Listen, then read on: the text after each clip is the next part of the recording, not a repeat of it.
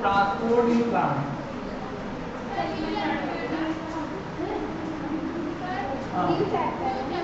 हाँ क्या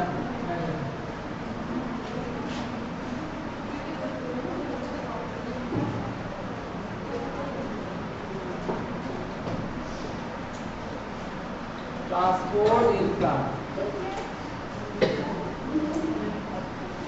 ये अगर आप देखिए नया चैप्टर है हिंदी डालो या फिर नया वाला समझ में आ गया sir ji. Transport in plant है, इसमें जो पहली हेडिंग है that is the diffusion. Diffusion इसमें पहली हेडिंग।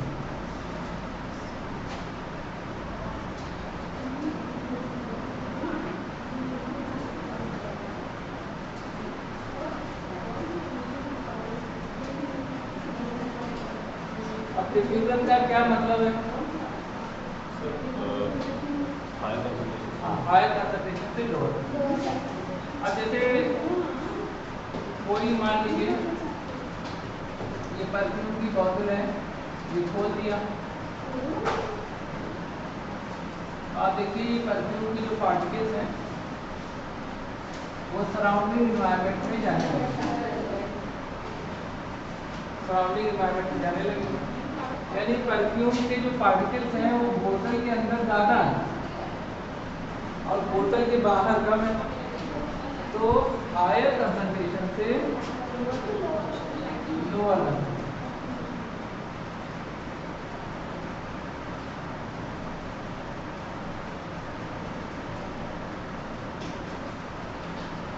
तो movement of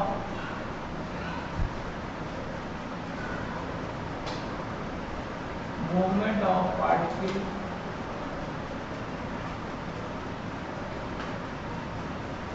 from higher concentration to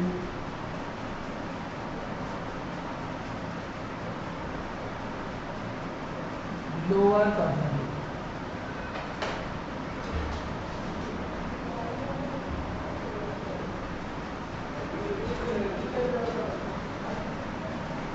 Movement of particle from higher concentration to lower concentration सब जितनी हुई था आप फिजिक्स कराएंगे तो इसको क्या कहते हैं? डिफ्यूजन। मतलब अधिक सांद्रता से कम सांद्रता की तरफ कंसंट्रेटेड मॉलिक्यूल के पार्टिकल का मूव होना। जैसे परफ्यूम की बोतल आप जो है आप खोल दीजिए, थोड़ी देर बाद आपको पूरे एनवायरनमेंट में यहाँ से वहाँ तक आपको परफ्यूम की महक जो है वो तो क्या मतलब हुआ? परफ्यूम के अंदर ढेर सारे पार्टिकल थे कंसंट्रेटेड और परफ्यूम के बाहर कम कंसंट्रेटेड सॉल्यूशन था, तो इसको हम कहते हैं डिफ्यूजन। अब जैसे आप हमसे पूछिए कि इसका एग्जाम्पल कोई आप हमको बताइए हमारी बॉडी में, तो इसका एग्जाम्पल है हमारे लंग्स। देखिए लंग्स के होते हैं ये एल्वियोलाई, लंग्स के एल्वियोलाई, एल्वियोलाई का मतलब होता है यूनिट ऑफ लंग, इसको कहते हैं एल्वियोलस या एल्वियोलाई। इसमें जो है ऑक्सीजन भरी हुई है, तो ऑक्सीजन कहाँ से, जब हमने सांस खींची तो ऑक्सीजन इसके अंदर आई। अब जब ऑक्सीजन इसके अंदर आई तो देखिए ऑक्सीजन अंदर की वॉल पे, ऑक्सीजन अंदर की वॉल पे डिफ्यूज हो गई, यानी ऑक्सीजन ल्यूमेन से वॉल के अंदर चली गई। क्यों? क्योंकि यहाँ पर ऑक्सीजन की कंसंट्रेशन ज़्यादा थी और यहाँ पर ऑक्सीजन की कंसंट्रेशन कम थी वॉल के अंदर। तो ऑक्सीजन अधिक कंसंट्रेशन से कम कंसंट्रेशन की तरफ डिफ्यूज इन हो गई।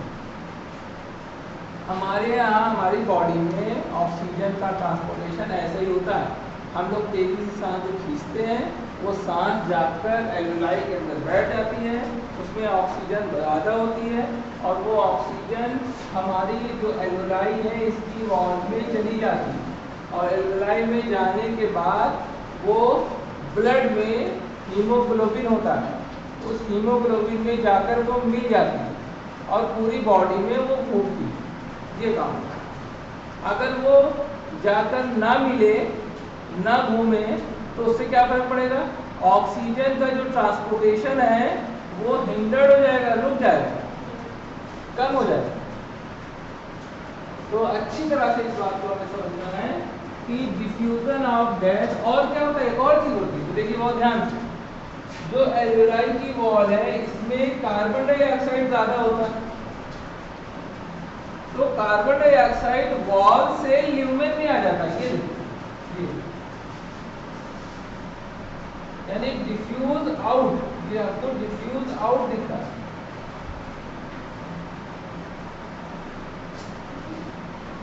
और ये क्या हो रहा है? डिफ्यूजिंग, यानी डिफ्यूज आउट और डिफ्यूज इन दो बातें हैं। डिफ्यूज आउट में देखिए कार्बन डाइऑक्साइड जो वॉल में है वहां से वो ल्यूमेन में जाएगी, ठीक, पहली बात। दूसरी बात क्या है? ऑक्सीजन ल्यूमेन से वॉल के अंदर चली जाएगी। अब ये जो वॉल है एल्वेलाई की, इसमें क्या है? इसमें ब्लड है और ब्लड में हीमोग्लोबिन है। ब्लड में इसमें हीमोग्लोबिन होता है, आरबीसी में हीमोग्लोबिन है और वो हीमोग्लोबिन जब ऑक्सीजन से रिएक्शन करता है तो क्या बनाता है? ऑक्सी हीमोग्लोबिन, यानी हीमोग्लोबिन हमारी रक्त, लाल रक्त कणिकाएं यानी कि रेड ब्लड कार्पसेस में होता है। वो जब ऑक्सीजन के कांटेक्ट में आता है हीमोग्लोबिन तो ऑक्सीजन को डिफ्यूज करके अपनी बॉडी में ले लेता है और हीमोग्लोबिन में ऑक्सीजन आ जाने के बाद ऑक्सी हीमोग्लोबिन का फॉर्मेशन हो जाता है और ये ऑक्सी हीमोग्लोबिन बन जाता है। अब आप हमसे पूछेंगे कि ऑक्सी हीमोग्लोबिन का कलर क्या होता है? तो ब्राइट रेड होता है। इसका कलर ब्राइट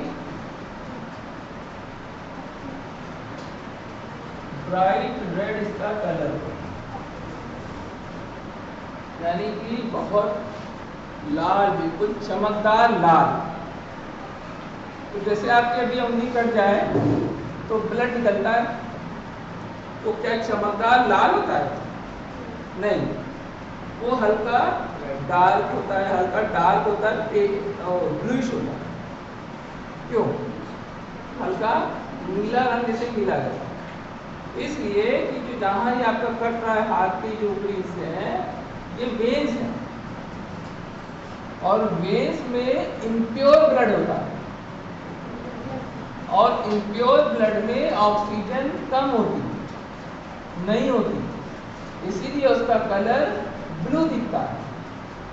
अगर उस ब्लड में ऑक्सीजन मिला दी जाए तो उसका कलर हो जाएगा ब्राइट रेड। तो दो तरीके के ब्लड के कलर हैं, एक ब्राइट रेड और दूसरा ब्लूइश रेड। पहली बात, अगर हम आपसे कहें कि जैसे छिपकली है, छिपकली को उसको काटिए ब्लेड से तो ब्लड निकलेगा उसमें से, तो वो जो ब्लड निकलेगा वो किस कलर का होगा? तो आप कहेंगे डार्क, गंदा लाल, काफी गंदा, जैसे लाल में काला कलर मिला दो ऐसा होगा। क्यों?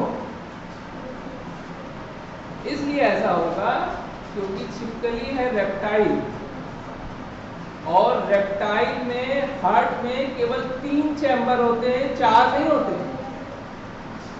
रेप्टाइल के हार्ट में केवल 3 चैम्बर होते हैं और उसमें जो उसका ब्लड है वो प्योर और इम्प्योर मिक्स हो जाता है, इसलिए पूरी बॉडी में मिक्स ब्लड घूमता है।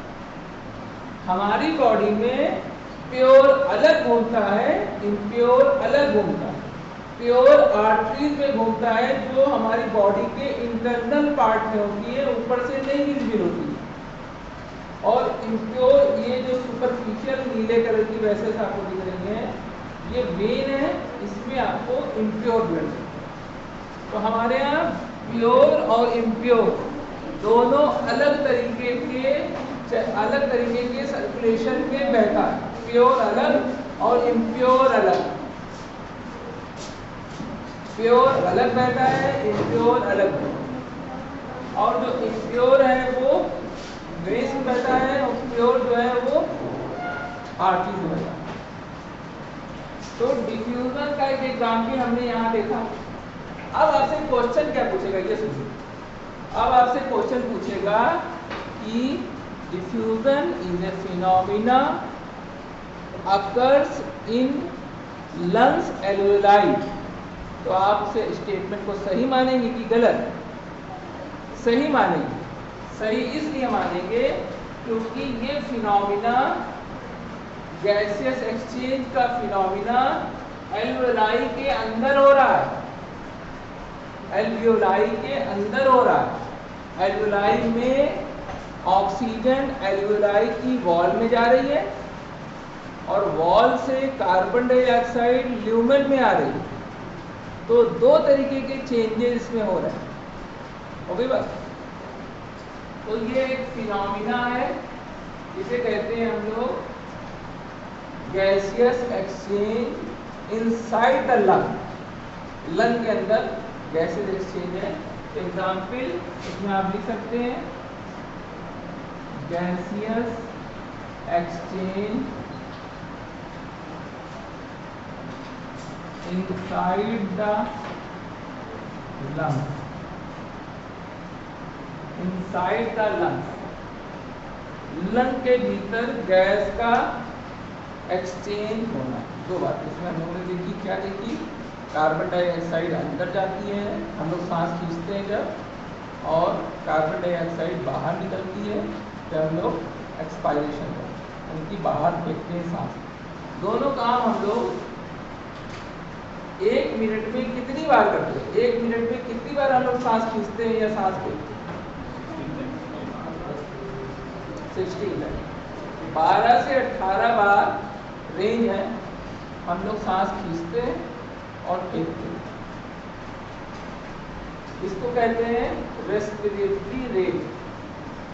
और एक चीज होती है हार्ट रेट। हार्ट रेट वो क्या होती है? Heart rate, pulse rate. Pulse rate कितनी होती है? हम अगर अपनी पल्स को देखें तो 1 मिनट में ये कितनी बार धड़कती है?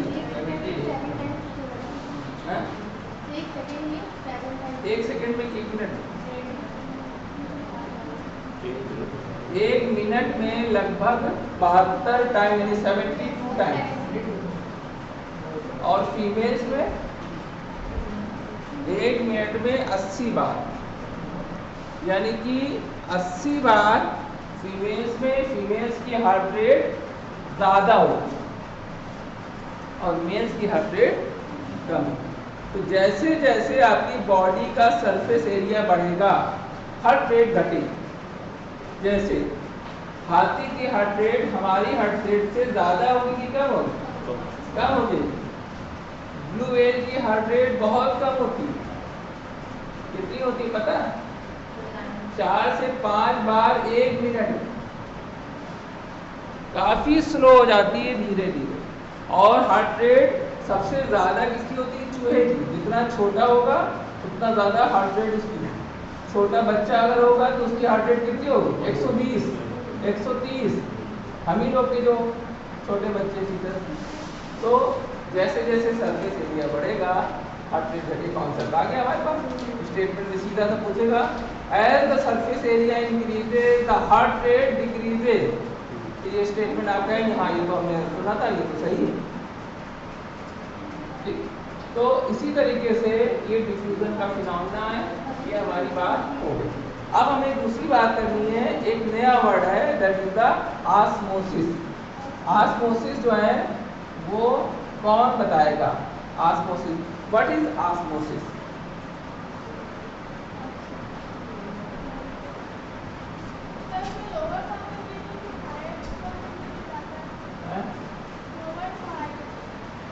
लोअर टू हायर, इसमें हाँ इन्होंने बताया कि ऑस्मोसिस में lower concentration to higher concentration होता है ना, और इसमें हमने बताया higher concentration to lower concentration होता है। तो ये बात सही है। हेलो,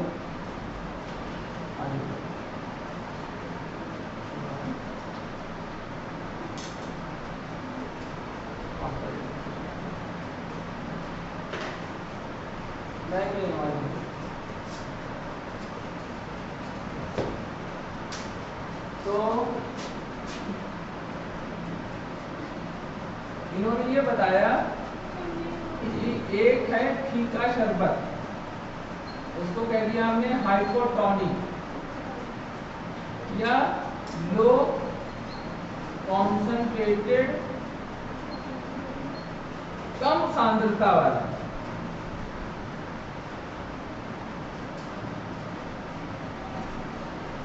सोल्यूशन, लो कॉन्सेंट्रेटेड सोल्यूशन। दूसरा जो है वो है हाइपर टॉनिक, इसको कहते हैं हम लोग high concentrated solution. High concentrated solution. तो एक तरफ है फीका शरबत और मीठा शरबत कहाँ है? और फीके शरबत को मीठे शरबत से आपने हटा दिया, किससे? SPM, किससे? Semi permeable membrane.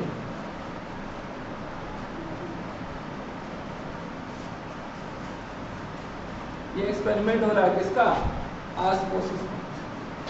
ऑस्मोसिस में को देखने के लिए तुमने एक मेम्ब्रेन इसमें लगा दी, वो मेम्ब्रेन कहाँ से निकाली? एक अंडे के ऊपर एक झिल्ली होती है, उबले अंडे के ऊपर इतनी पतली झिल्ली, या गोट का ब्लैडर, गोट यानी बकरी का जो यूरिनरी ब्लैडर है उसका वो झिल्ली निकालकर बनाई जाती है, इसको कहते हैं SPM या सेमी परमेबल मेम्ब्रेन। इसमें क्या विशेषता होती है? इसमें ये विशेषता होती है कि ये कभी भी सल्यूट के पार्टिकल को अपनी बॉडी से जाने नहीं देती, पानी को जाने देगी, पानी में जो नमक शक्कर मिला है वो नहीं जाने देगी। इतने फाइन पोर्स होते हैं, इतने पतले पोर्स होते हैं, यानी semi permeable membrane only allows water, सिर्फ वाटर को अलाउ करता है और किसी चीज को जाने नहीं देता सेमी परमेबल। तो वाटर को जो अलाउ करेगा तो शुगर को नहीं जाने देगा। तो क्या होगा, शुरू में पानी, ये फीका शरबत है, पानी यहां से, ये देखो पानी यहां से यहां जाने लगेगा और बहुत तेजी से जाएगा।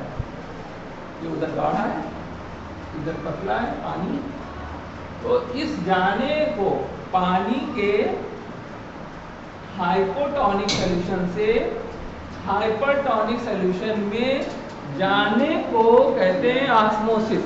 बस इतनी सी बात है। यानी पानी का मूवमेंट फीके शरबत से मीठे शरबत की तरफ जाना, इसको कहते हैं osmosis.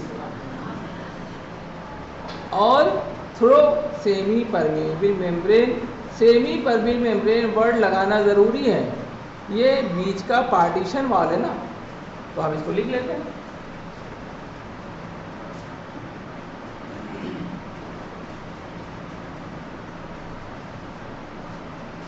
Movement of water molecule from hypotonic solution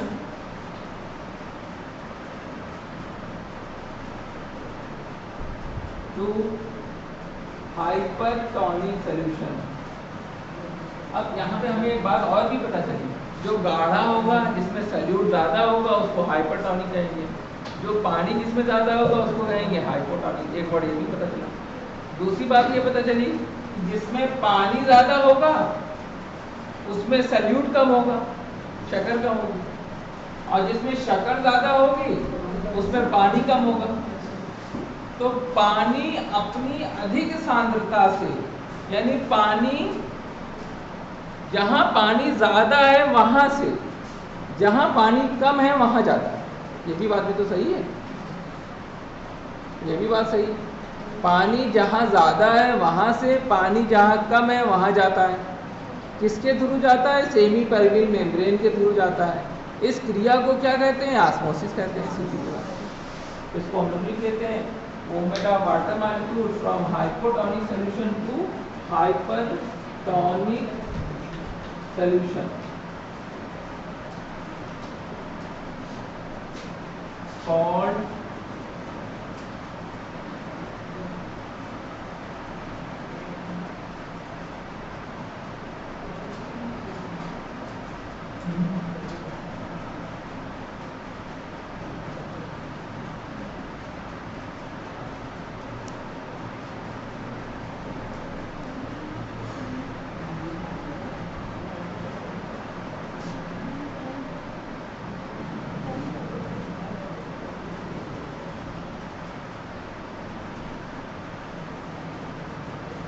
called osmosis. इसको हम लोग कहते हैं osmosis.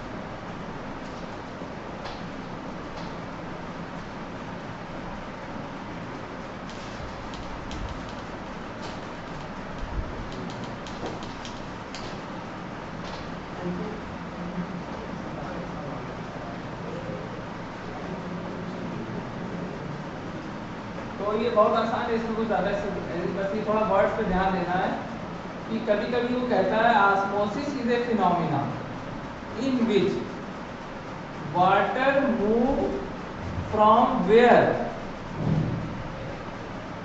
It have higher concentrated, यानी पानी वहां से जाता है जहां पर पानी ज्यादा हो। तो ज्यादा का मतलब पानी का ज्यादा होना, इसमें फीके शरबत में हाइपोटोनिक। और दूसरे अल्फाज में अगर कह सकते हैं lower concentrated to higher concentrated. भाई फीका शरबत होगा उसकी सांद्रता कम होगी, मीठे शरबत की सांद्रता ज्यादा होगी। तो कम सांद्रता से अधिक सांद्रता की तरफ पानी का जाना, ये तो सिंपल है। जहाँ पानी ज्यादा हो वहां से जहाँ पानी कम है जाना, ये भी वही चीज है, ऑस्मोसिस कहते हैं। दोनों एक ही चीज। बस फर्क क्या है? डिफ्यूजन से इसका फर्क क्या है? उसमें कोई पार्टीशन वाल नहीं था, सेमी परमेबल मेम्ब्रेन नहीं थी वहां पर, यहाँ पर क्या है, सेमी परमेबल मेम्ब्रेन है, और ये सेमी परमेबल मेम्ब्रेन सिर्फ पानी को अलाउ करती है और किसी भी सॉल्यूट को अलाउ नहीं करती। होगी बात। अब इसमें एक वर्ड और आने जा रहा है, that is the osmotic pressure, उसको हम लोग पढ़ते जा रहे हैं। तो एक वर्ड और है ऑस्मोटिक प्रेशर।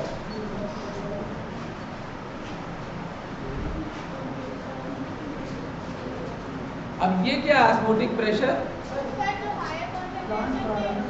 हाँ नहीं, ये हमने एग्जाम्पल दिया था कि हमारी बॉडी में कोई एग्जाम्पल ऐसा बताइए जिसमें डिफ्यूजन होता हो। तो डिफ्यूजन हमारे लंग्स के अंदर होता है। अब ये ऑस्मोटिक प्रेशर क्या है?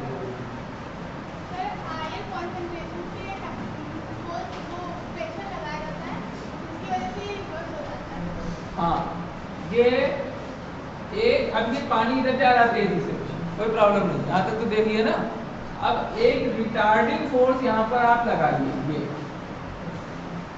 ये एक ऐसा प्रेशर जो इस आ रहे पानी के मॉलिक्यूल को आने से रोक दे, इसको कहेंगे ऑस्मोटिक प्रेशर, यानी ऑस्मोसिस की क्रिया को रोकने वाला प्रेशर। ऑस्मोसिस हो रही है तेजी से, नहीं रिवर्स ऑस्मोसिस वाला है वो, अब इसके बाद ऑस्मोसिस की क्रिया को रोकने वाला जो प्रोसेस है उसको कहेंगे ऑस्मोटिक प्रेशर, या pressure required to prevent the osmosis. सीधी सी डेफिनेशन है, ज्यादा जोर याद नहीं। वो अधिकतम प्रेशर जो आने वाले पानी के मॉलिक्यूल को रोकने में सक्षम हो। तो सीधा से लिख लेते हैं, pressure required to prevent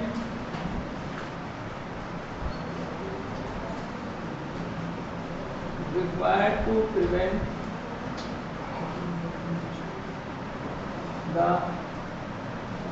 process of osmosis. Pressure required to prevent the process of osmosis. इसको दूसरे सेंटेंस में अगर कहोगे तो कैसे कह सकते हो? इसको ऐसे भी कह सकते हो कि इनकमिंग वाटर मॉलिक्यूल जिस प्रेशर से आ रहा है उतना ही प्रेशर उसको आने से रोकने में लगा दो। या इसको एक तरीके से और भी कह सकते हो, वो प्रेशर जिस प्रेशर से पानी यहाँ से यहाँ जा रहा है तो उतना ही प्रेशर तो उसको रोकने में लगेगा। यानी कि वो प्रेशर जो हाइपोटोनिक में है जिसकी वजह से पानी यहाँ से यहाँ जा रहा है इसको कहेंगे ऑस्मोटिक प्रेशर। तो ये बात भी सही, लेकिन करेक्ट डेफिनेशन क्या है? इन दोनों में करेक्ट क्या है? जैसे कोई आदमी दरवाजे पे आ रहा है, जबरदस्ती घर में घुसना चाहता है, तो तुमने दरवाजे के अंदर से प्रेशर लगाया उसके ऊपर, वो भगा दिया, ढकेल दिया ऑस्मोसिस को, मतलब पानी को अंदर आने को। तो जितना तुमने धक्का दिया उसको रोकने के लिए उतना ही धक्का तो वो आने के लिए लगा रहा था, तो प्रेशर तो फिजिक्स के हिसाब से सेम हुआ, वही ऑस्मोटिक प्रेशर है। लेकिन हम लोग क्या बॉटनी में हम लोग जो प्रेशर तुमने लगाया उसको रोकने के लिए उस प्रेशर को कंसीडर करोगे, जो वो लगा रहा है एक ही चीज, लेकिन डेफिनेशन में हम लोग कहते हैं pressure present in hypertonic solution which is responsible for prevention of incoming water molecule. यानी कि अधिक सांद्रता वाले सॉल्यूशन में जो प्रेशर हो और वो इसको रोक सके, जिस प्रेशर से वो आ रहा है वो भी वही प्रेशर, लेकिन वो नहीं बोलेंगे, बोलेंगे इधर वाले पार्ट कि अधिक प्रेशर वाले अधिक हाइपरटोनिक सॉल्यूशन में कितना प्रेशर चाहिए हो कि उसको रोक सके, जिसको कहेंगे हम लोग ऑस्मोटिक प्रेशर। तो इसको भी एक बार लिख लेते हैं,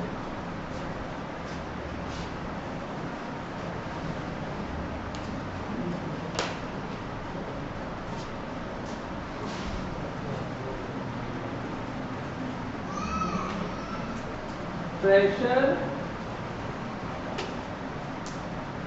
is required in hypertonic solution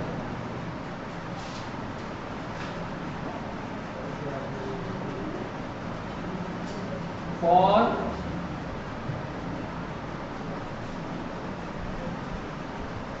prevention of incoming water molecule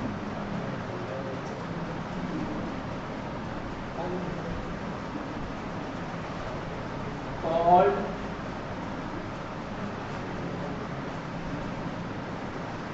osmotic pressure, called osmotic pressure। इसको हम लोग कहेंगे osmotic pressure। तो नोट कर लीजिए।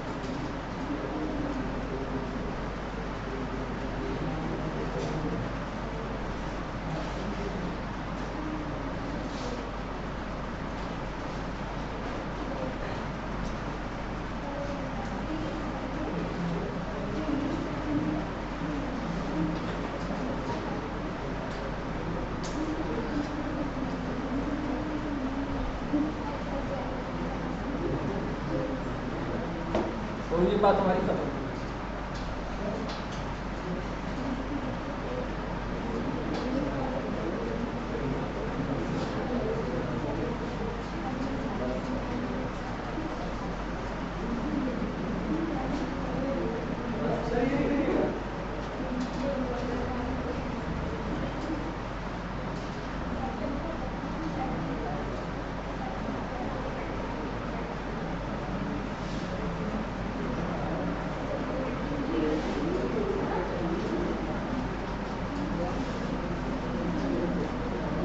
तीन बातें देखिए, डिफ्यूजन, ऑस्मोसिस और ऑस्मोटिक प्रेशर। तीन बातें हो गई हमारी। अब क्या हमें देखना है? अब हमें इसके बाद देखना है एक वर्ड होता है जिसको हम लोग कहते हैं फैसिलिटेटेड डिफ्यूजन। उसको हमें देखना है। तो इसको कहते हैं फैसिलिटेटेड।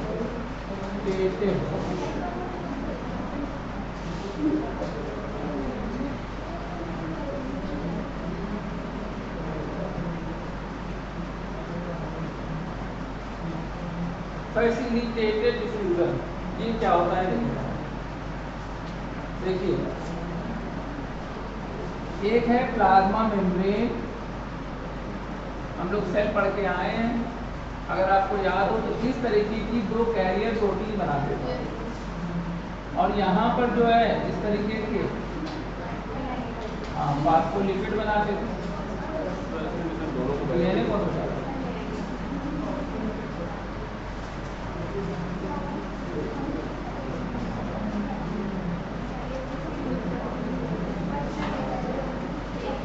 तो इसको कहते हैं हम लोग, बताओ,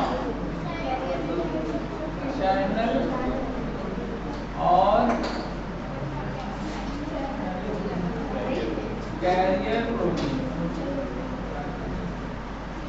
चैनल और कैरियर प्रोटीन।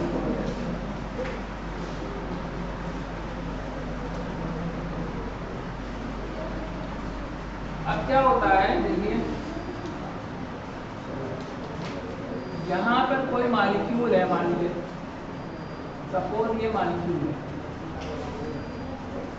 यहाँ पर। अब ये मॉलिक्यूल यहाँ से यहाँ आता है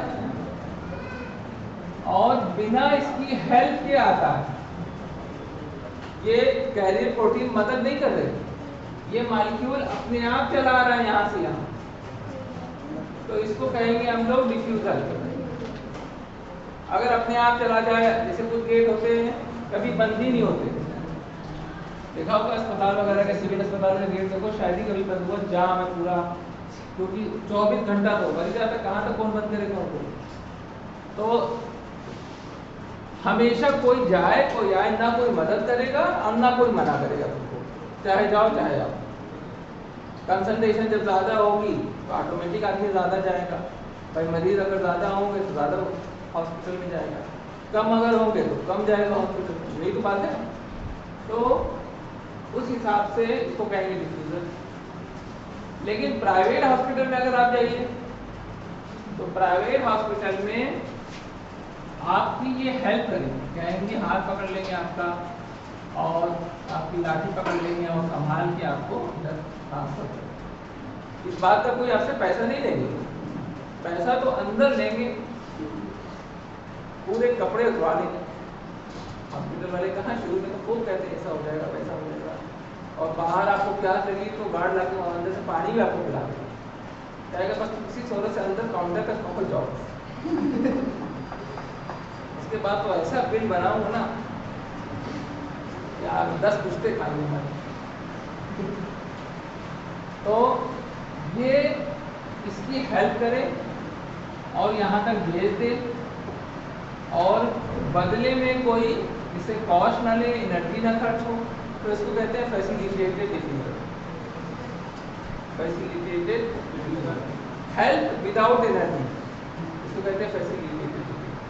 इसके अलावा इसकी एक और कैटेगरी है, वो फैसिलिटेटेड के अंदर नहीं आती। क्या है वो? इसकी हेल्प तो करे लेकिन बदले में एटीपी खर्च हो जाए। तो एटीपी अगर खर्च हो गई तो वो फैसिलिटेटेड अब नहीं रहा, फ्री सेवा फैसिलिटेटेड होगी। अब वो हो गया एक्टिव ट्रांसपोर्ट। एक्टिव ट्रांसपोर्ट तो पहले फैसिलिटेटेड लिख देते हैं, तो इसमें आप लिखिए movement of molecule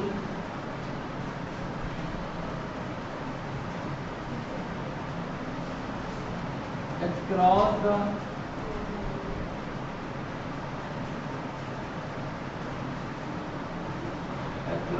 plasma membrane by the help of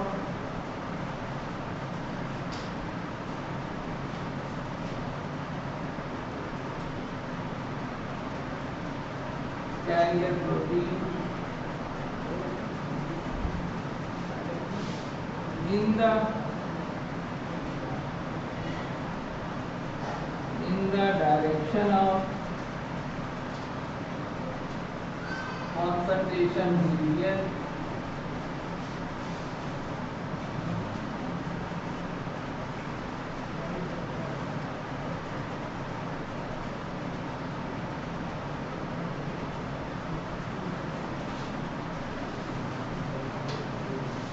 without the loss of energy.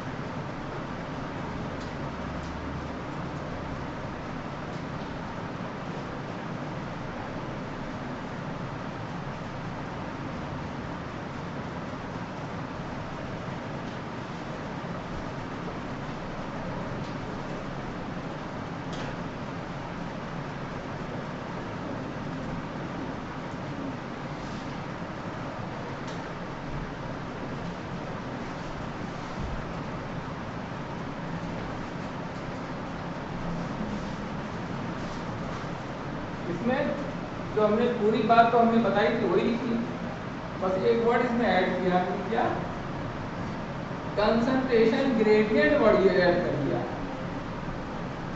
Concentration gradient का मतलब ये होता है कि मान लो ये दीवार है, इसके इस तरफ जो है ना कोई सामान बहुत ज़्यादा और इस तरफ बिल्कुल नहीं, तो इसको कहते हैं कंसंट्रेशन ग्रेडियंट। यानी कि प्लाज्मा मेम्ब्रेन के एक तरफ कंसंट्रेशन बहुत ज़्यादा हो किसी भी सॉल्यूट का और दूसरी तरफ कंसंट्रेशन बहुत कम हो, तो ये होता है ग्रेडियंट। यानी कुछ मॉलिक्यूल उधर से इधर आ जाएंगे तो कंसंट्रेशन ग्रेडियंट कम हो जाएगा, और आ जाएंगे और कंसंट्रेशन ग्रेडियंट कम हो जाएगा, और जितना ज़्यादा उधर रहे और इधर बिल्कुल जितना ज़्यादा ना हो, बिल्कुल हो ही ना, उतना अच्छा कंसंट्रेशन ग्रेडियंट। जैसे एक एग्जाम्पल, जैसे सबको पता है कि मुकेश अंबानी है,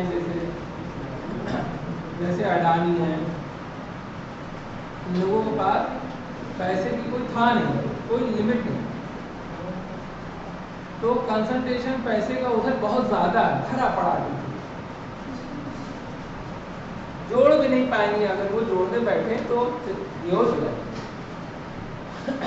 तो और हमारे पास क्या है, किसी के पास 50 रुपया घर जाने का, किसी के पास 20 रुपया है, 10 रुपये का चिप्स खा लिया 10 रुपया। तो ग्रेडियंट का बहुत डिफरेंस है, बहुत ज़्यादा फर्क है, मतलब उनकी हमारी कोई बराबरी ही नहीं, तो इसको कहते हैं ग्रेडियंट।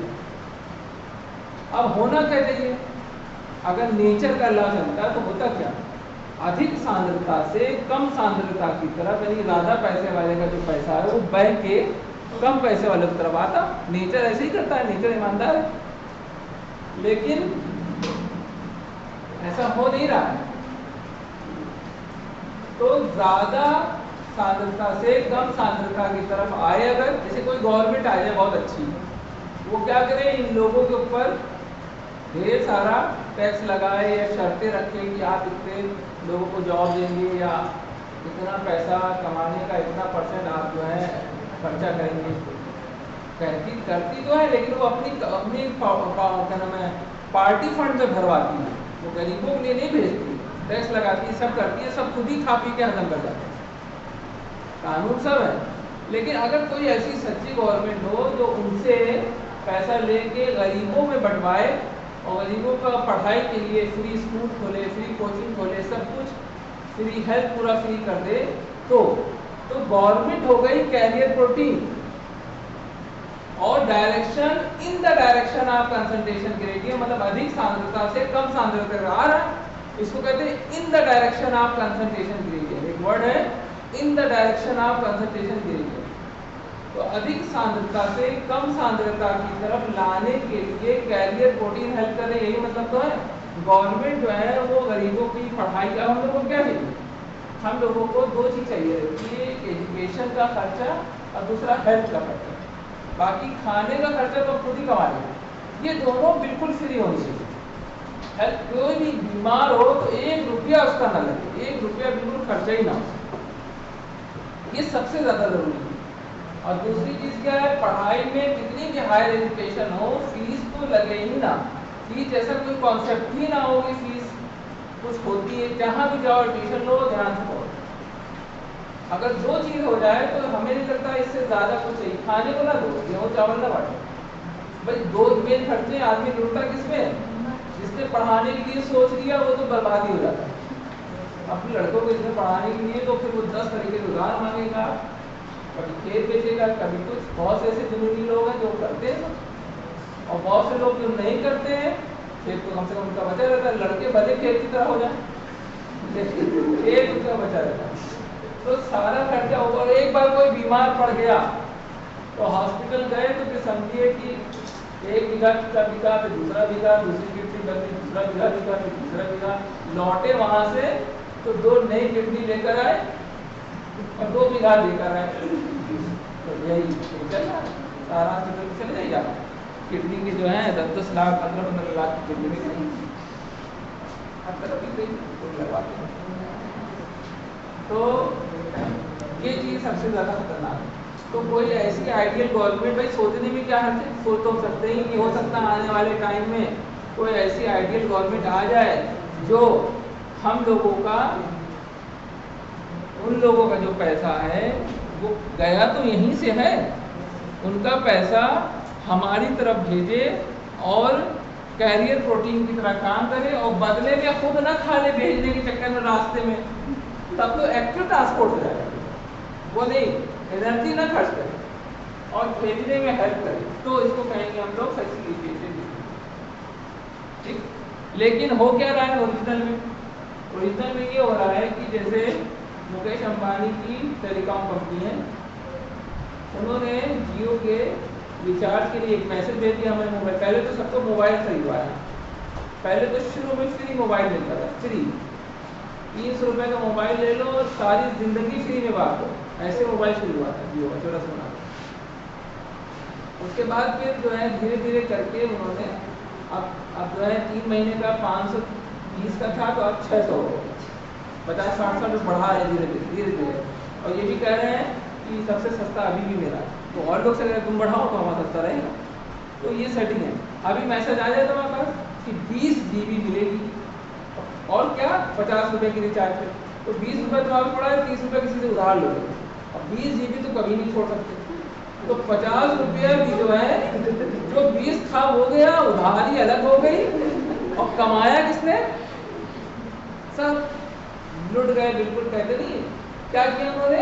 एक्टिव ट्रांसपोर्ट, मैसेज भेज दिया वहां से, और उन्होंने 1 करोड़ लोगों को मैसेज भेजा, और 50 लाख भी समझदार थे जिन्होंने रिचार्ज करा लिया। तो समझो 50 रुपए के हिसाब से 50 लाख को मल्टीप्लाई करो तो आइडिया लग जाएगा कितना पैसा 1 सेकंड में आ रहा है। तो ये क्या हो रहा है? ये अगेंस्ट कंसंट्रेशन ग्रेडियंट हो रहा है, कंसंट्रेशन ग्रेडियंट के विपरीत दिशा में हो रहा है। होना क्या चाहिए? वहां का पैसा यहाँ आना चाहिए, और हो क्या रहा है? 10, 20, 50 जो हमारे पास बचा है, वो भी वो रिचार्ज करा के अपने बैंक में खींचे ले, ठीक होगा। तो इसको कहते हैं अगेंस्ट कंसंट्रेशन ग्रेडियंट।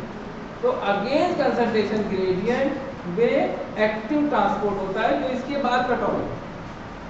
और ये क्या है?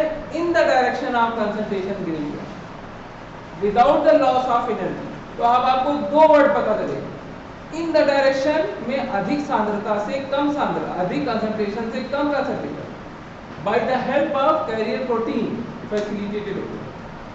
अगर हेल्प ना करे और अधिक सांद्रता से कम की तरफ आए तो डिफ्यूजन, सिंपल डिफ्यूजन।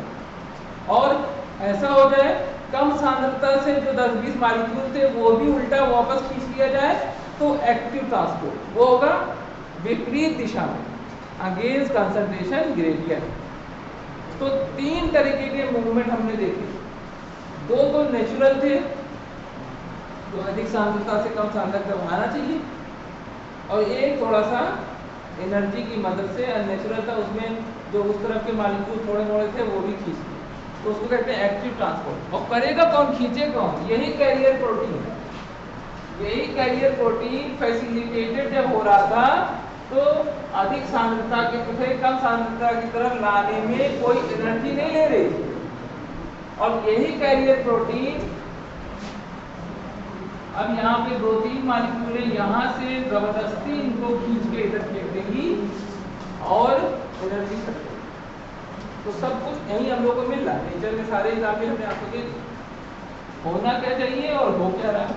तो एक्टिव ट्रांसपोर्ट को हो रहा है, इसमें थोड़ी सी एनर्जी मैसेज देने में जो खर्चा उनका आता हो, वो थोड़ी सी एनर्जी वो खर्च करते हैं, बदले में अरबों खरबों रुपया 1 सेकंड में डका जाते हैं। कौन मदद कर रहा है? गवर्नमेंट।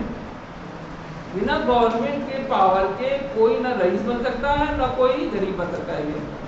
इतना जबरदस्त पावर होती है गवर्नमेंट के पास कि सब कुछ बदल सकती है गवर्नमेंट अगर चाहे, इतनी ताकत उसके पास होती है कि सब कुछ, लेकिन नहीं बदल पाती। वजह क्या है? कि ये जो कैरियर प्रोटीन है गवर्नमेंट, ये इतना खाने पीने को इनको मिलता है कि ये एक भी ऐसा ऑर्डर पास नहीं कर सकते जो in the direction of concentration gradient नहीं पास कर सकते, मजबूर है। तो ये एक ऐसी चीज है जिससे आपको समझ में आ गया होगा, समझ में आपको आ गया। तो ये हमने फैसिलिटेटेड डिफ्यूजन की, ठीक। अब इसके बाद जो तीसरी हेडिंग है, इसकी बात हो चुकी है, एक्टिव ट्रांसपोर्ट। उसमें क्या होगा? विपरीत दिशा, यानी अगेंस्ट कंसंट्रेशन ग्रेडियंट जो हो रहा है, मैसेज भेजने वाला था वो अगेंस्ट कंसंट्रेशन। तो हम यहाँ लिखते हैं, नेक्स्ट हेडिंग हमारी है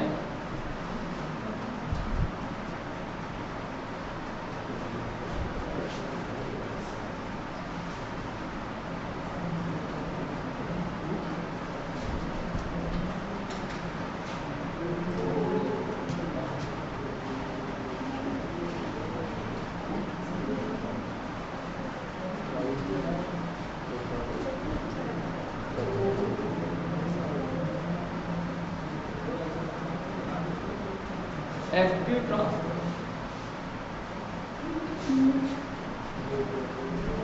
अब इसमें क्या लिखना है, मूवमेंट, अब इसी को बदल देंगे, देखिए movement of molecule across the plasma membrane इतना लिखना है, bye the help of carrier protein ये भी लिखना है, यहाँ लिखना है against the direction of concentration gradient, और क्या लिखना है यहाँ विद आउट में आउट हटा देना है, और with the loss of energy. चलो तो लिख लेते हैं movement of molecule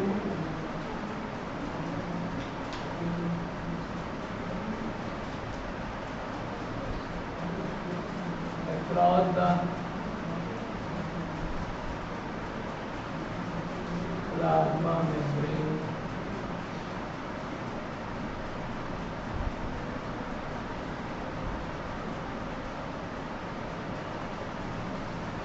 by the help of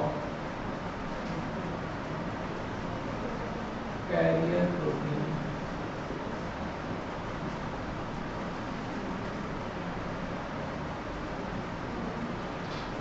against the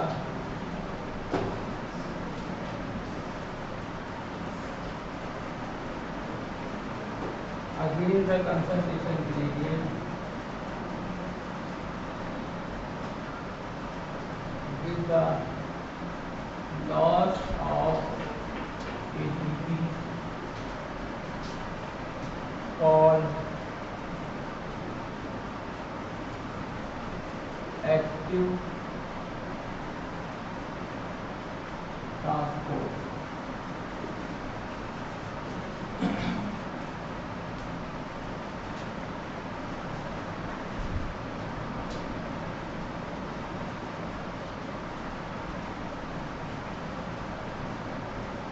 active transport इसको कहते हैं हम लोग एक्टिव ट्रांसपोर्ट।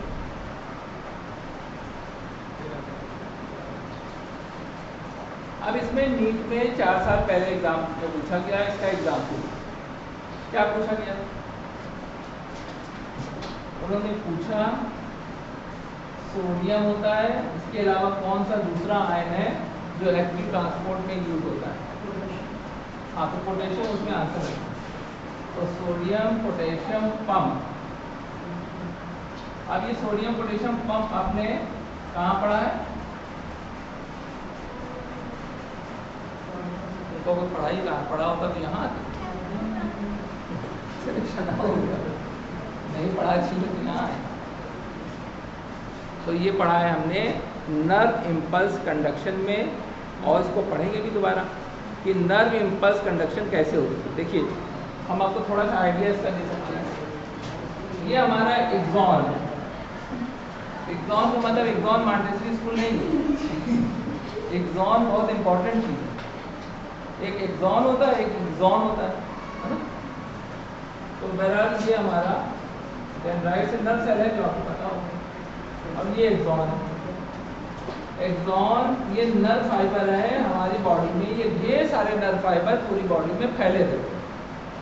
जैसे ही यहाँ पर हम टच करते हैं, जैसे ही टच करते हैं बाहर के सोडियम आयन अंदर आना शुरू हो जाते हैं तेजी से, और नर्व का इम्पल्स कंडक्शन हो जाता है। थोड़ी देर बाद क्या होता है, यहाँ पर पंप लगे होते हैं, यहाँ पर कैरियर प्रोटीन लगे होते हैं, ये गए हुए सोडियम आयन को वापस भेजती है, तो वापस भेजने में एनर्जी खर्च होती है। कौन से सोडियम आयन जो अंदर चले गए थे, कब चले गए थे, छूने थे। जैसे हमने ये छुआ, हमने जैसे छुआ वैसे हमें ब्रेन को पता चला कि हमने किसी ने टच किया। तो ये जो टच की इम्पल्स है, ये छूने पर सोडियम आयन के अंदर जाने की वजह से यहाँ तक ब्रेन तक पहुँचा। तो 3 सोडियम 2 पोटेशियम आ जाते हैं। हाँ 3 सोडियम और 2 वो बाहर फेंकना, इसको हम लोग कहते हैं sodium potassium pump. Sodium potassium pump में बहुत एनर्जी लॉस होती है। आप अंदाज़ा लगा सकते हैं, किसी ने गेस किया, जैसे आप पूरे दिन भर में खाना खाने के बाद 3000 किलो कैलोरी एनर्जी बनाते हैं, सपोज आपकी बॉडी में ऐसे एवरेज तो हम लोग का जो लेबर क्लास है वो 3600 किलो कैलोरी 36,000 किलो कैलोरी खर्च करता है। मान लीजिए आपने खाना खाया 3000 किलो कैलोरी एनर्जी आपने बनाई, तो उस 3000 में इस काम में कितनी किलो कैलोरी एनर्जी खर्च हुई, कुछ अंदाजा 500 किलो कैलोरी, 100 किलो कैलोरी, या 0.1 किलो कैलोरी, या 1000 किलो कैलोरी, कि 2000 किलो कैलोरी। इसमें 1000 किलो कैलोरी यानी कि जितनी एनर्जी आपकी बॉडी में बनी उसका 1/3 पार्ट खाली इस काम में खर्च हो जाता है। तो ये छूने वाला काम कुछ कम करे तो एनर्जी कम खर्च होगी, नहीं, पॉसिबल ही नहीं। वजह क्या है कि आपकी बॉडी में कहीं ना कहीं से हवा से, कपड़े से, आने जाने से ये टच इम्पल्स हर वक्त चलती रहती है। ये नहीं चलेगी तो आपको इन्वायरमेंट के गर्मी का, उसकी सर्दी का, उसकी प्रॉब्लम का, उसके ब्रेस्ट का अंदाज़ा नहीं लगेगा। तो ये बहुत एसेंशियल प्रोसेस है। तो एसेंशियल प्रोसेस है, इसमें काम सिर्फ इतना है, जो नमक होता है उसमें sodium ion potassium chloride ion होता है, वही सोडियम आयन है। जैसे ही आपने छुआ सोडियम अंदर चला गया, फिर उस सोडियम को वापस भेजना, उस भेजने में जो एनर्जी खर्च हुई उसको कहते हैं एक्टिव ट्रांसपोर्ट या सोडियम पोटेशियम पंप। पंप मतलब वही कैरियर प्रोटीन का नाम पंप, पंपिंग कर रहा है। तो ये जो एनर्जी है, सोचिए आप पूरी एनर्जी जितनी आपकी बॉडी में बचती है उसका 1/3 तो अकेले यही खर्च कर दे रहा है, बाकी 2/3 में सारे काम है आपकी बॉडी में। भाई सुबह से लेकर शाम तक कितने काम आप करते हैं, थक जाते हैं उसमें, तो एनर्जी सब खर्च होती है, एनर्जी तो खर्च नहीं होता।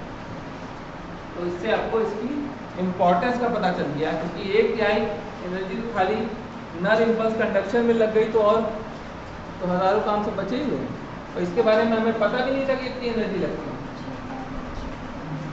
तो ये एक एग्जाम्पल हो गया। बाकी अगर आप हमसे सुनना चाहें इसके एग्जाम्पल तो ढेरों एग्जाम्पल, एक तो नहीं, एक एग्जाम्पल अगर आपको याद हो तो हमारी इंटेस्टाइन में, आंतों में ग्लूकोज एब्जॉर्ब होता है। ग्लूकोज मतलब ग्लूकोज जैसे डाइजेस्ट होता है पेट में जाके तो एब्जॉर्ब होता है, तो ग्लूकोज का एब्जॉर्प्शन हमारी आंतों से ब्लड में जाता है ना, ग्लूकोज एब्जॉर्ब। अमीनो एसिड का एब्जॉर्प्शन हमारी आंतों से, ये भी एक्टिव ट्रांसपोर्ट से, यानी इसमें भी एनर्जी खर्च होती है। प्लांट में अगर आप देखिए रूट जो होती है प्लांट की, वो रूट मिनरल को जमीन से एब्जॉर्ब करती है और ऊपर भेजती है, तभी तो प्लांट में मिनरल ऊपर जाता है। तो मिनरल को जो एब्जॉर्ब करने का फिनोमेना है वो भी एक्टिव है, उसमें भी एनर्जी खर्च होती है। और अगर आप और जाइए तो अगर आपने नेफ्रॉन का स्ट्रक्चर याद हो आपको, क्योंकि 9th में नेफ्रॉन का स्ट्रक्चर आईसी में और यूपी बोर्ड में पढ़ा लिया था, सीबीएसई में नहीं रखा। तो उसमें अगर आप देखिए हैनले लूप होता था, एक नीचे जाता था लूप, एक ऊपर आता था किडनी में, डिसेंडिंग लूप ऑफ हैनले और असेंडिंग लूप ऑफ हैनले। तो वहाँ पर जो असेंडिंग लूप ऑफ हैनले है उसमें भी एनर्जी खर्च होती है, प्लस वहाँ पर प्रॉक्सिमल कन्वोल्यूटेड टिब्यूल है, उसमें भी एनर्जी खर्च होती है। तो एनर्जी कहाँ कहाँ पर खर्च होती है वो एग्जाम्पल याद रखने, हमें पूरी बायोलॉजी में सारे एग्जाम्पल हम लोग ढूंढ के याद करेंगे। दूसरा काम हमें ये करना है कि ये सोडियम पोटेशियम पंप, ये तो आपकी बुक में क्लियरली एग्जाम्पल के फॉर्म में मेंशन है, तो ये तो याद आपको रखना है, क्योंकि ये काफ़ी एनर्जी भी ले रहा है सोडियम पोटेशियम पंप। तो इसको हम लोग एक्टिव ट्रांसपोर्ट कहते हैं। तो आप लोगों को एक्टिव ट्रांसपोर्ट में जो मेन बात पता चली वो ये अगेंस्ट कंसंट्रेशन ग्रेडियंट, ये पता चली है ना, और with the loss of ATP, ये पता चली, दो पता चली। फैसिलिटेटर में क्या था, विदाउट द लॉस, और इसमें क्या था, अगेन नहीं, इन द डायरेक्शन। जैसे झरने से पानी गिर रहा है, इन द डायरेक्शन। जैसे गैस का सिलेंडर है, उसमें पाइप लगाया, गैस निकली, तो ज़्यादा कंसंट्रेशन से कम कंसंट्रेशन थोड़ा फ्लो हुआ, तो ये इन द डायरेक्शन। जैसे टायर है, फट गया और तेजी से धुआं निकला, और धुएं से 10 पार्टिकल जो थे धुएं में बदल गया, पूरे में फैल गया। ये अपने आप होने वाला फिनोमेना है, स्पॉन्टेनियस है, उसमें एनर्जी नहीं है। तो ये चीज़ें हमारी यहाँ। अब इसके बाद हमारा जो नेक्स्ट टॉपिक है वो है यूनिपोड, सिम्पोड और एंटीपोड। ये 3 पोर्ट है। किसके 3 पोर्ट? फैसिलिटेटेड डिफ्यूजन के 3 पोर्ट। ये जो फैसिलिटेटेड है इसकी 3 ब्रांच है, टाइप्स है, तो वो हम लोग करते हैं। पूरी बायोलॉजी में इस चैप्टर से ज़्यादा आसान कोई चैप्टर नहीं है। या मतलब समझने में इजी इस चैप्टर से ज़्यादा कोई इजी है नहीं। सब में थोड़ा, अब किसी को कोई इजी लगता है वो अलग बात है, लेकिन रिलेटिवली कुछ लोगों को बहुत टफ वाला इजी लगता है, कुछ लोगों को बायोटेक्नोलॉजी इतनी इजी लगती है, पूछो नहीं। ट्रांसपोर्ट ऑफ प्लांट अगर नहीं लगता है तो वो एक अलग बात है। अब इसमें 3 कैटेगरी हम लोग पढ़ने जा रहे हैं। पहली कैटेगरी है यूनिपोड, और दूसरी कैटेगरी है सिम्पोड, और तीसरी कैटेगरी है एंटीपोड। यूनिपोड में क्या होता है? ये मॉलिक्यूल है, वो एक डायरेक्शन से दूसरी डायरेक्शन जाता है, और ये कैरियर प्रोटीन, मतलब एक जगह से दूसरी जगह जाएगा, लौटेगा नहीं। ये मॉलिक्यूल ग्लूकोज है, इधर से उधर ही जाएगा, वहां से ना लौटेगा, ना ग्लूकोज के साथ कोई और जाएगा, अकेले जाएगा। तो क्या हो गया? यूनिपोड। 1 type of molecule in 1 direction only. यही तो बात हुई, एक तरीके का मॉलिक्यूल एक दिशा में जाए तो इसको कहते हैं यूनिपोड। तो 1 type of molecule in 1 direction only, ये हो गया यूनिपोड। अच्छे समझ लीजिए, एग्जाम में पूछेगा 1 type of molecule move in 1 direction is uniport. ये स्टेटमेंट सही है कि गलत? सही है, जो हमने बोला वही स्टेटमेंट में बोलते। सिम्पोड में क्या होगा? एक ही डायरेक्शन हो, मॉलिक्यूल 2 प्रकार के, एक ए टाइप का, दूसरा बी टाइप का, दोनों साथ साथ जाए। कैसे कोचिंग आओ तो साथ साथ आओ, जिस दिन वो ना करो तो कुछ भी ना हो, कुछ भी ना हो, कुछ भी अपना बैठे थे क्या करो, आज हम भी जाए, तुम हम भी जाएंगे। और जब उसका सिलेक्शन हो जाए दूसरे वाले का, क्योंकि हो सकता है और रात में पढ़ रहा हो, दिन में पढ़ रहा हो, और वो निकल गया, तब नहीं रोको। अब मेडिकल का तुम जाओगे तो हम भी जाएंगे, तुम कहाँ जाओगे? और गार्ड खड़ा है ना, बैठे रहो। देखो आदमी हमारे साथ ही चल रहे थे, अब जेलो सारी जगह ऐसे ही कहता है, जब तेज लड़का होगा वो ऐसे ही कहेगा। तो इसलिए इसमें ना कंपटीशन, फायदे में कभी नहीं सोचो कि साथ चलेंगे, साथ बात कुछ नहीं होता है। सारी जिंदगी सबकी इंडिविजुअल रहती है। हमारे भी 20 साल पुराने दोस्त आज एक बार सलाम साल भर हो जाता है, उनसे बात नहीं हो पाती। और जो कि करीब है, सब कुछ है, आना जाना भी है, लेकिन इतना बिजी शेड्यूल है कि फील्ड अलग है, तो बात ही नहीं हो पाती। तो दोस्ती सब भेज नहीं ले जाती। काम आती है आपका करियर, आपको जो इज्जत देंगे लोग, आपको ग्रेस देंगे। अरे डॉक्टर साहब आ गए, उनको दिखाओ, हॉस्पिटल में भर्ती कराओ, एक जो ग्रेस है, जो आपकी इज्जत है, वो आपके काम आएगी। और जो आपको पैसा मिलेगा वो तो बता नहीं, तो नहीं, वो तो इतनी जेबें होंगी भर भर के देख ही रहे हो डॉक्टर को कैसे उल्टा रूप बताएं। भाई कोई डॉक्टर कोई बच्चा होगा तो बुरा ना माने, हम उनकी इज्जत के लिए कह रहे हैं, अच्छा लूटा।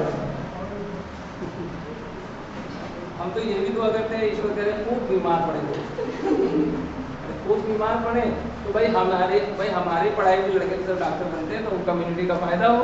जब बीमार पड़े, हाँ पेट में दर्द, आ जाओ बेटा आ जाओ, पेट में अपेंडिक्स भी हो सकता है या कॉलीलिथियासिस कॉलीसिस्टाइटिस कह दो, डर के बैठ जाएगा, थर कांपे लगे, ये कौन सी नई बीमारी है, लग रहा कुछ है मामला गड़बड़।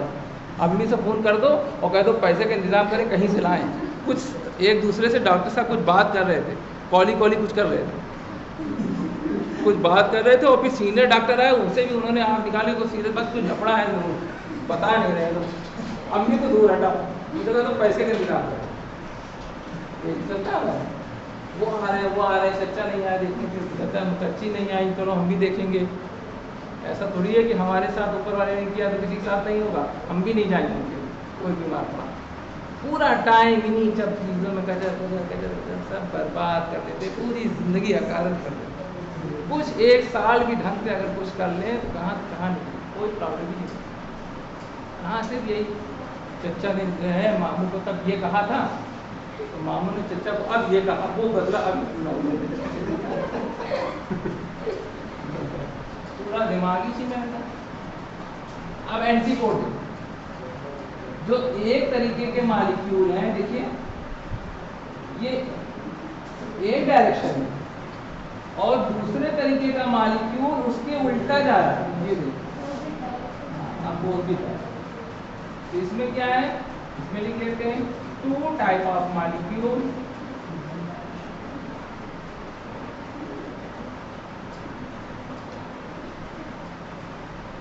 इन सेम डायरेक्शन लिखिएगा या वन डायरेक्शन। ये सेम और अपोजिट से आपका वहां ऑप्शन अलग अलग लिखिएगा। एंटीबॉडी में क्या है, टू टाइप ऑफ मॉलिक्यूल जो है A B,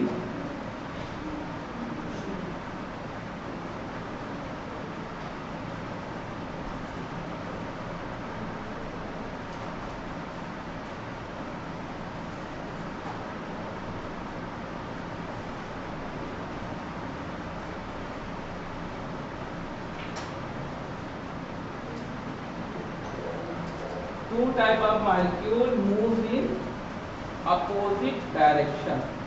This one is the antipode. देखिए ये एनसीईआरटी की एग्जैक्ट लाइन है, कोई ये ना सोचिए कि थोड़ा इजी लग रहा है, इजी तो ठीक है लेकिन आएगा भी इसमें से, ये भी श्योर। ये जितना पॉइंट हम आपको लिखा रहे हैं एक दिन भी नारा अपना करिए, एक क्वेश्चन की गारंटी है, मतलब एक ऑप्शन तक की गारंटी मिलती है। एक ऑप्शन भी ऐसा नहीं होगा जो हमने पढ़ाया ना हो और एनसीईआरटी में देख लीजिए सारी लाइनें एनसीईआरटी, इसलिए इसमें आपको पर डे का काम पर डे करना है, बस इतना आप दिमाग में सेट कर लीजिए। भाई इंटर आप लोगों ने कर ही है, अभी तक पढ़ ही रहे थे तो थोड़ा एक साल ध्यान से पढ़ लो, क्या ज़्यादा आपको काम कर ही रहे। एक साल सोच लो कि एक साल हमारी ज़िंदगी में आया ही नहीं, कभी हमने कुछ इंजॉय किया ही नहीं, पर एक साल ऐसे होता देखोगे तो मेरा एक बात मान लोगे तो तुम्हें खुद एहसास होगा कि क्या फ़र्क मेरे अंदर आ गया। सब फर्क तुम्हारे अंदर आएगा, हमारे क्या, मैं तो ये अगले साल को और बचा है तुम्हारी जो लाइफ है वो सेट होनी चाहिए, अच्छी लाइफ होनी चाहिए, ताकि कभी ज़िंदगी में मिलो बताओ तो तबीयत खुश हो जाएगी, चलो उसको किया सक्सेस, कुछ तो लाइफ सेट हुई, बहुत खुशी हुई। तो ये हमारी बात इसमें फिनिश होगी। अब ये टॉपिक में भी बहुत कुछ है, अब आप लोग जाइए आराम करिए, उसके बाद फिर हम लोग कल कै बजे मिलेंगे, 4:30।